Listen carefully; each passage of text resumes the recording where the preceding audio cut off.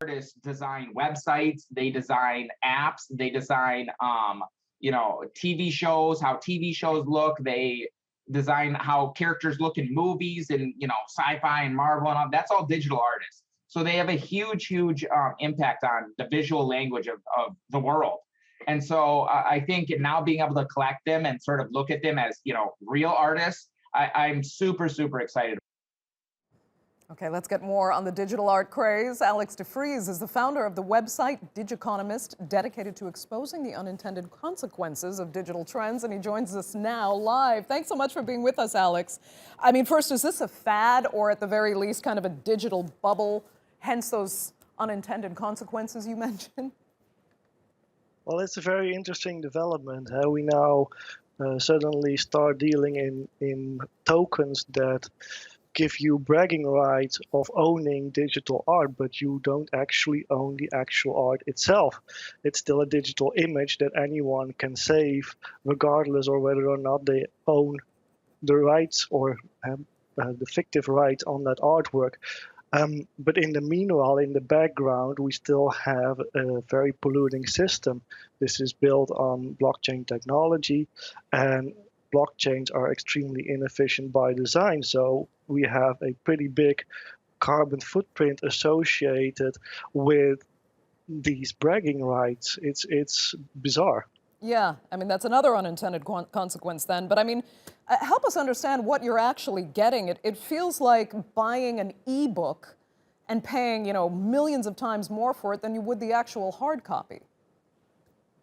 It's probably less than an ebook. It's an image that is on the web, and anyone else can just go to that image and save it on their computer, and they will actually have that image as well.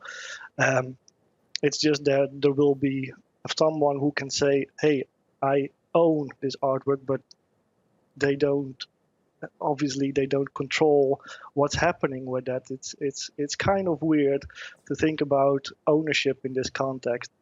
Right, that's what I don't understand, because you're not actually getting anything. I mean, this is the thing with art, is that you hang it, you display it. This virtual piece only appears on a screen that anyone on the planet can have on the same screen. So are you telling me it is literally only for the bragging rights to hold on to this non-existent thing that you can say, hey, I paid $70 million for something that I don't really have? Yes, that's maybe hard to wrap your mind around. It's indeed true. If I buy the Mona Lisa, at least I can hang it in my house. And now I'm just, in this case, you just pay a lot of money for something that you don't really own. Right, I feel like we have to be missing something. I mean, I don't know. There's also these sports NFTs. They're selling for huge sums as well.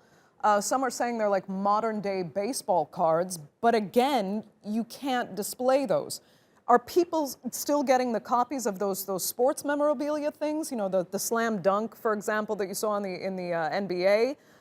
Can those be copied easily as well?